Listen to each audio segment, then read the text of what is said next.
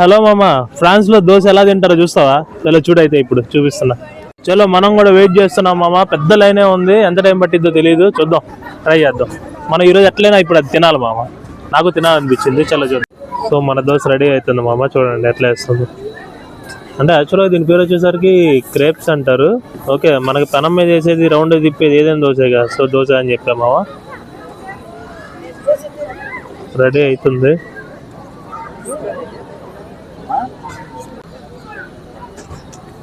తిప్పింది, క్వాలిటీ వేసింది మామ. అంటే మంచి హుషారు మీద ఉంది.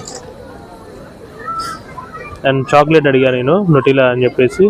సో చాక్లెట్ వేసింది.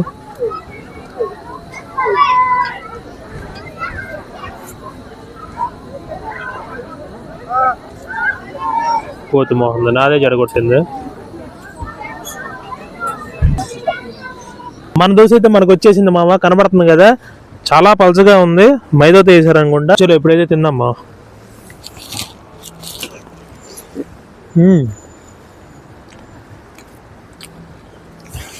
దోశ టేస్ట్ ఏమో కానీ చాక్లెట్ టేస్ట్ ఎక్కువైపోయింది. షుగర్ ఉన్న వాళ్ళకైతే బాగా పనిచేసిద్ది మా. తొందరగా తెచ్చిపోవచ్చు. బాగుంది, కానీ చాలా బాగుంది. అయితే దీన్ని కంప్లీట్ చేస్తా కానీ మళ్ళీ నెక్స్ట్ వీడియోలో కలుద్దాం మామ.